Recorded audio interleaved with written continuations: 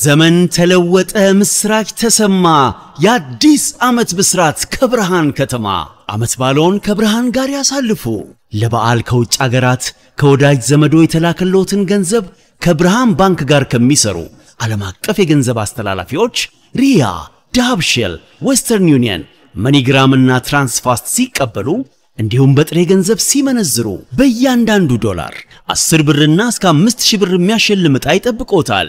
ዕጣው ከደረሰዎትም እዛው ወዲያውኑ ሽልማቶን ተቀብለው በድርብ ደስታ ይመለሳሉ። ወገኖች እድሉ ትልቅ ነውና ዓመት ባለውን ከብርሃን ጋር ያሳልፉ። መልካም እድል፣ መልካም አዲስ ዓመት።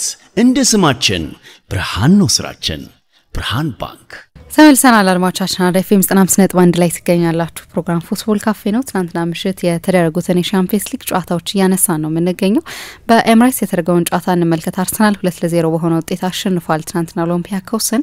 እናንሳው ይሄንን ጉዳይ። በአርሰናል በኩል ጥሩ ምሽት ነበር። ሁለቱንም ጨዋታዎች ደግሞ በድል የጀመረበት ነው።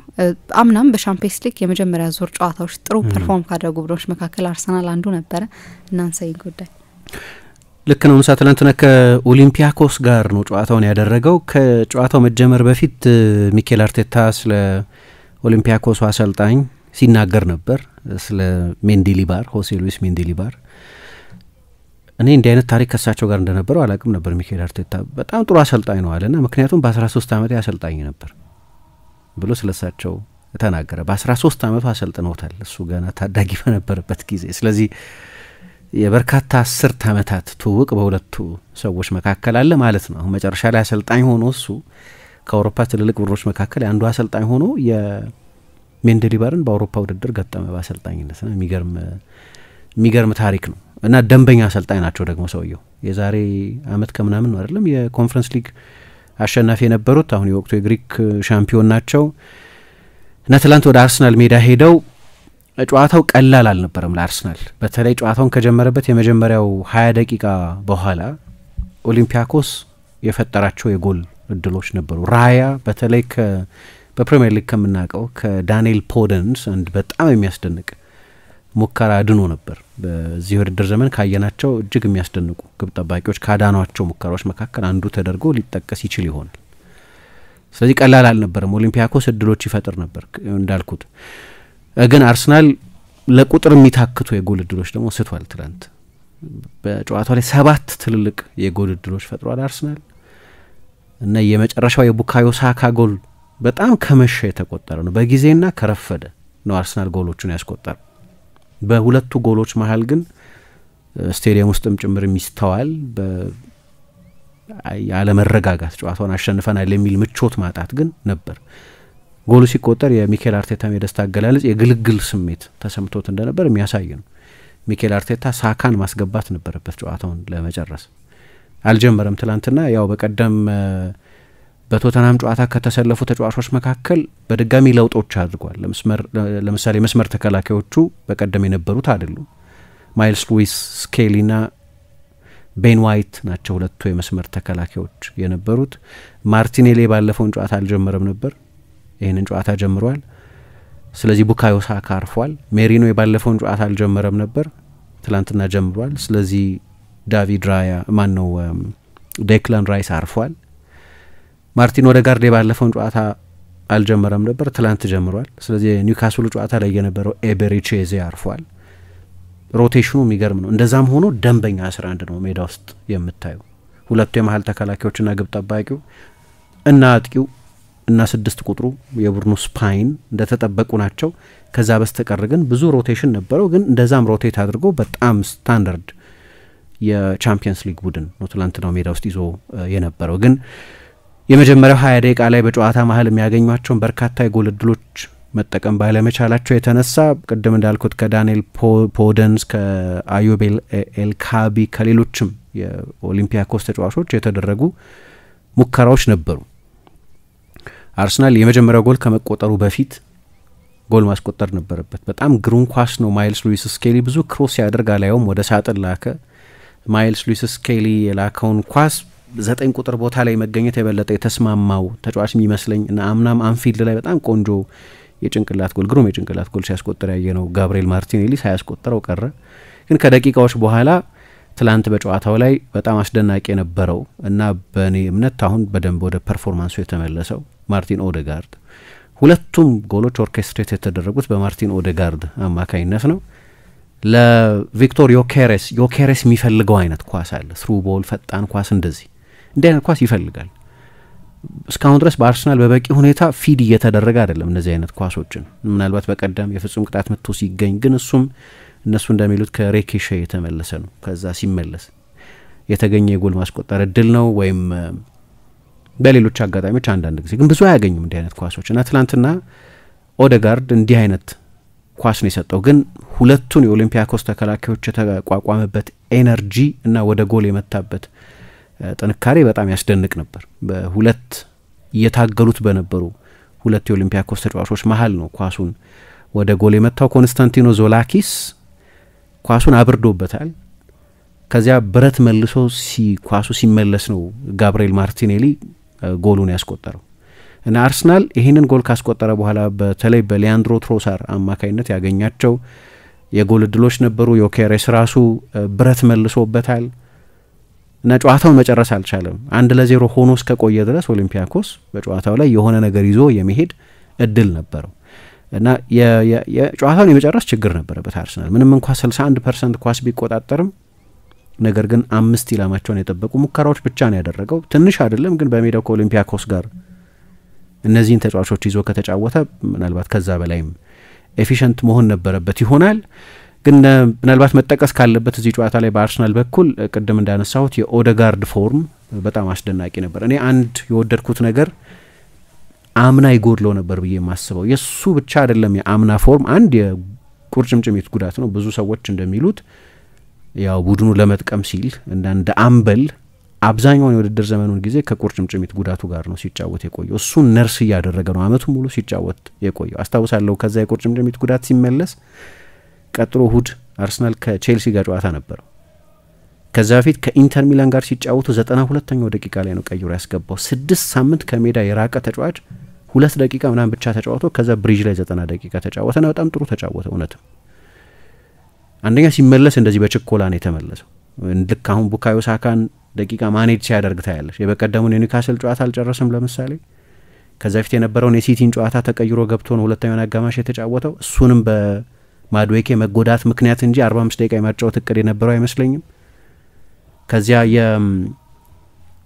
የፖርት ቬልን ጨዋታ ያን ያህል ከባድ ኢንቴንሲቲ የሌለውን ጨዋታ እዛ ጨዋታ ላይ 60 ደቂቃ አጫወተው። በቀደም ከኒውካስል ጋር የነበረው ጨዋታ ላይ እንዲሁ ወደ 60 ደቂቃ ገደማ ተጫወተ። ትላንትና ደግሞ ተቀይሮ ገብቶ ጨዋታ አንድም ጨዋታ ሲጨርስ አላየ 4-5 ጨዋታ ተጫወተ። ግን ከጉዳት ስለሆነ የተመለሰ ያለው ደቂቃውን ማኔጅ እያደረገው ነው። እንደዚህ አይነት እድል አልነበረውም ኦዴጋርድ። ወዲያው ነው ወደ ፋይሪንግ ላይን እንዲመጣ የተደረገው። በዛ ምክንያት ይሁን አላቅም ያለፈው የውድድር ዘመን ከቁርጭምጭሚት ጉዳቱ ጋር እየታገለ ነው ይጫወት የነበረው አብዛኛውን የውድድር ዘመኑን ጊዜ። ምናልባት አንደኛው ጉዳት ማብራሪያ ሊሆን ይችላል። ሁለተኛው የአርሰናል የማጥቃት ተጫዋቾች ከኦዴጋርድ ጋር የሚጣመሩት የማጥቃት ተጫዋቾች በአብዛኛው በተለይ በሁለተኛው የውድድር ዘመን አጋማሽ ሜዳ ውስጥ አልነበሩ። ሳካ 4 ወር፣ ጄሱስ ሲዝኑን በሙሉ የቀረውን የሲዝኑን ጊዜ እስካሁንም የለም። ሃቨት እንደዚሁ ግማሹን ሲዝን የለም። ማርቲኔሊ 1 ወር አልነበረም። እንደዚህ በዚህ ምክንያት አርሰናል በአዲስ መንገድ የተደራጀ ሜሪኖን አጥቂ ያደረገ የማጥቃት መስመር ነው የነበረው። ለሱ አይነት ፕሌይ ሜከር ደግሞ የማጥቃት ተጫዋቾቹ አብሮ መኖራቸው ግድ ነው። ሁለተኛ ግን የራሱ ድክመት ብዬ ሶስተኛው ምክንያት ምናልባት የራሱ ድክመት ብዬ ማስበው ግን ኦዴጋርድ በቂ ሪስክ አይወስድም ከኳስ ጋር። ናይስ ኤንድ ሴፍ ነው ሁሌ ብዙ ኳስ አይበላሽበትም። ግን ለምሳሌ ደብሮይ ነው የብሩኖ አይነት የፕሪሚየር ሊግ ሌሎች ክሬቲቭ ተጫዋቾች የሚወስዷቸውን ትልልቅ ሪስኮች አይወስድም። ስለዚህ ስታቱን ስታይ ለፕሌይ ሜከር 88% ኳስ ማቀበል ጤነኛ አይመስለኝም። 90% 92% ለፕሌይ ሜከር መሆን የለበትም ነው የምለው።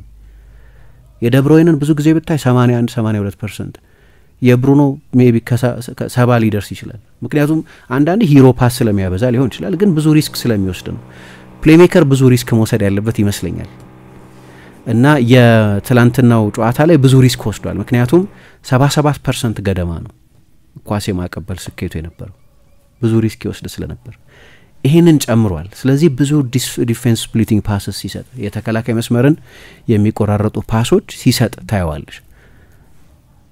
ከሌሎቹ ጨዋታዎች ያነሰ የፓሲንግ ሰክሰስ ነው የነበረው። ይሄ ደግሞ አስፈላጊ ነው እና አርቴታም ከጨዋታው በኋላ የፈለገው ነጻነት አለው አለ። አልገድበውም፣ ነጻነቱን አንወሰንበትም የሚል አስተያየት ሰጠ። እዚህ ስቱዲዮ አካባቢ የሆነ ግንባታ አለ፣ በጣም የሚረብሽ ነው። ምናልባት ቴክኒሻኖቻችን ይነግሩልን ይሆናል። እሱን ነው ያደመጣችሁ ያላችሁት። ለማንኛውም ትላንትና የማርቲን ኦዴጋርድ ብቃት ከአርሰናል በኩል በጣም ፖዚቲቭ የነበረው ነው ላለው። በኋላም ቡካዮ ሳካ የማሸነፊያውን ጎል ሲያስቆጠር እሱ ነው ያንን የመጨረሻ ኳስ ያቀበለው። ሳካ ለዮኬሬስ ኳሱን መስጠት ይችል ነበር፣ ግን ራሱ ነው ወደ ጎል የመታው። በግብ ጠባቂው እግሮች መሀል ነው ጎሉን ያስቆጠረው። የኦዴጋርድ እንደዚህ ጥሩ መጫወት ለምን ለአርሰናል ይጠቅማል? የአርሰናልን የማጥቃት ፍጥነት ይጨምረዋል። አሁን ሁሉም አሰልጣኞች የሚከተሉት አንድ ማንትራ አለ፣ ምናልባት ከኤንዞ ማሬስካ በስተቀር በፍጥነት ማጥቃት፣ የማጥቃት ፍጥነትን መጨመር። አሁን ባርሴሎናና ፔዥም ትላንትና ሲጫወቱ እንዳየነው ሁለት የፖሴሽን ቡድኖች ቢኖሩም ሆሪዞንታል የፖሴሽን ቡድኖች አይደሉም፣ ቨርቲካል የፖሴሽን ቡድኖች ናቸው። ስለዚህ ማጥቃታቸው ላይ ብዙ ፍጥነት አለ፣ በስፒድ ማጥቃት። አርሰናል አምና የነበረው ማጥቃት እያንዳንዱ የአርሰናል ማጥቃት ዳይሬክት ስፒድ የሚባል አንድ ቡድን በሰከንድ ምን ያህል ጊዜ ወደፊት አድቫንስ ያደርጋል የሚለው ሲታይ 1.7 ነው በሰከንድ የነበረው የአርሰናል እያንዳንዱ ማጥቃት። ከፕሪሚየር ሊግ አቨሬጅ ያነሰ ነው የነበረው። የፕሪሚየር ሊግ አቨሬጅ 1.2 ማጥቃት ፐር ሰከንድ ነው የነበረው። ዝግ ያለ ፍጥነት ነው የነበረው የአርሰናል ማጥቃት። አሁን ሚኬል አርቴታ ከጨዋታው በኋላ እንደተናገረው አሁንማ ቱሎች አሉን አለ። ዮኬሬስ አለ፣ በተደጋጋሚ አያቋርጥም ሲሮጥ፣ በተደጋጋሚ ጀርባ ያጠቃል። ማርቲኔሊ አለ፣ በተደጋጋሚ ጀርባ ያጠቃል። ከዛ እንደ ኤዜና እንደ ኦዴጋርድ አይነት ለነዚህ ተጫዋቾች ኳስ መስጠት የሚችሉ ተጫዋቾች አሉ። ስለዚህ ይህንን ያለንን ቱል መጠቀም አለብን የሚል አስተያየት ይሰጣል። ስለዚህ ኦዴጋርድ በጥሩ ፎርም ላይ መገኘት ለዮኬሬስ ጥሩ ዜና ነው።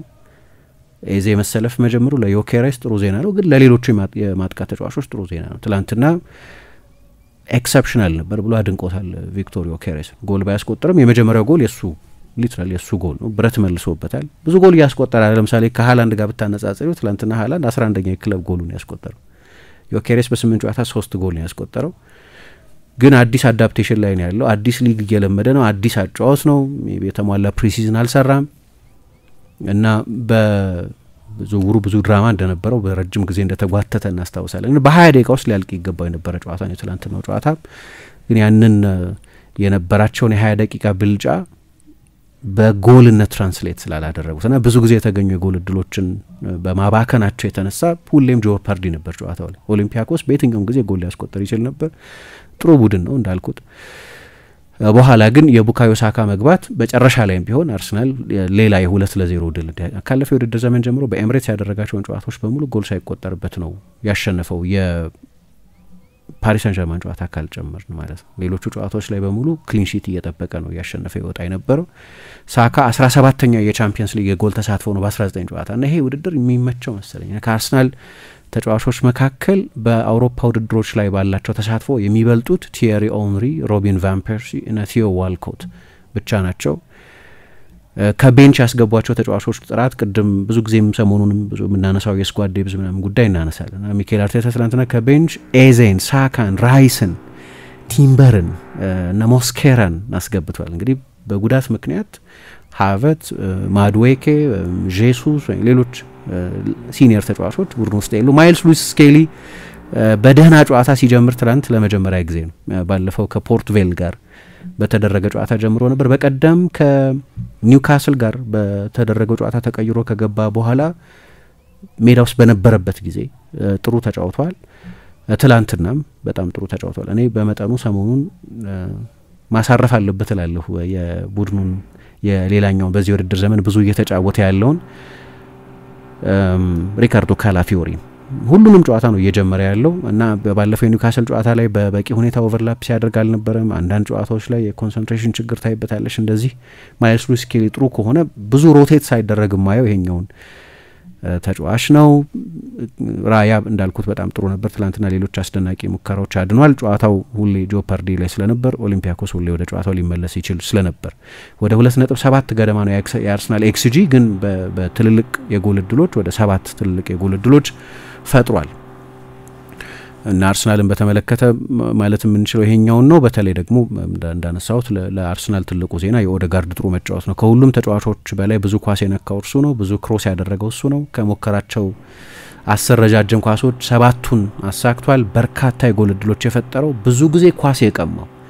አሁን ሰዎች በኦዴጋርድ አርቲስትሪ ውስጥ የማይገነዘቡት አንድ ነገር በጣም ጠንካራ ሰራተኛ መሆኑንም ብዙ እንደሚለፋም ነው የምንረሳው።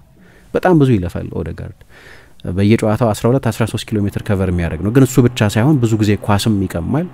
8 ጊዜ ኳስ ቀምቷል። በሶስተኛው ሜዳ ክፍል የሱን ያህል ብዙ ኳስ ያቀበለ ተጫዋች የለም። ከዛ ደግሞ የአርሰናልን የሁለቱን ጎሎች ያስቆጥሩ። አንደኛው ፕሪ አሲስት ነው ለዮኬሬስ የሰጠው ኳስ። ከዛ ጎሉ ሲመለስ ነው እንግዲህ ማርቲኔሊ ያስቆጠረው። ሁለተኛው ግን የራሱ አሲስት ነው። የቡድኑ ውስጥ ቴምፖ ሴተርም ነው ነበር። የአማካይ ክፍሉ የሪያል ሶሴዳድ የአማካይ ክፍል ይሄ አማካይ ክፍል ሶስቱም የሪያል ሶሴዳድ ተጫዋቾች ነበሩ። ማርቲን ዙቢሜንዲ፣ ሚካኤል ሜሪኖ እና ማርቲን ኦዴጋርድ በተለያየ ጊዜ ለዚህ ቡድን ለሪያል ሶሴዳድ የተጫወቱ ናቸው። አብረው መሰለፋቸውን እርግጠኛ አይደለሁም፣ ግን የቀድሞ የሪያል ሶሴዳድ ተጫዋቾች ነበሩና ሚኬል አርቴታ የታክቲክ ስርዓት የለበትም፣ የእንቅስቃሴ ገደብ የለበትም የሚል አስተያየት ሆን ብሎ ይመስለኛል የሰጠ። የበለጠ ሪስኮች እንዲወስድ፣ የበለጠ ስፔሶች እንዲያጠቃልን ወይም ወደ ስፔስ ኳስ እንዲሰጥልን እንፈልጋለን ብሏል። 77% ነው የነበረው ትላንትና ቅድም እንዳነሳሁት። ይሄ ደግሞ በጣም አስፈላጊ ይመስለኛል ለክሬቲቭ ተጫዋች። 85-88% ኳስ የኳስ ማቀበል ሰክሰስ ሬት ብዙ ሪስክ ያለ መውሰድ ምልክት ነው ብዬ ስለማመን እና ብዙ ኳሶች ተተዋል። ግን ዋናው ነገር ማሸነፋቸው ነው። በሳምንቱ መጨረሻ ከዌስትሃም ጋር አርሰናል የፕሪሚየር ሊግ ጨዋታውን ያደርጋል። ዘመን ተለወጠ፣ ምስራች ተሰማ፣ የአዲስ ዓመት ብስራት ከብርሃን ከተማ። ዓመት ባለውን ከብርሃን ጋር ያሳልፉ። ለበዓል ከውጭ አገራት ከወዳጅ ዘመዶ የተላከሎትን ገንዘብ ከብርሃን ባንክ ጋር ከሚሰሩ ዓለም አቀፍ የገንዘብ አስተላላፊዎች ሪያ፣ ዳብሽል፣ ዌስተርን ዩኒየን፣ መኒግራም እና ትራንስፋስት ሲቀበሉ እንዲሁም በጥሬ ገንዘብ ሲመነዝሩ በእያንዳንዱ ዶላር 10 ብርና እስከ 5000 ብር የሚያሸልም ዕጣ ይጠብቆታል። ዕጣው ከደረሰዎትም እዛው ወዲያውኑ ሽልማቶን ተቀብለው በድርብ ደስታ ይመለሳሉ። ወገኖች እድሉ ትልቅ ነውና ዓመት ባለውን ከብርሃን ጋር ያሳልፉ። መልካም እድል፣ መልካም አዲስ ዓመት። እንደ ስማችን ብርሃን ነው ስራችን። ብርሃን ባንክ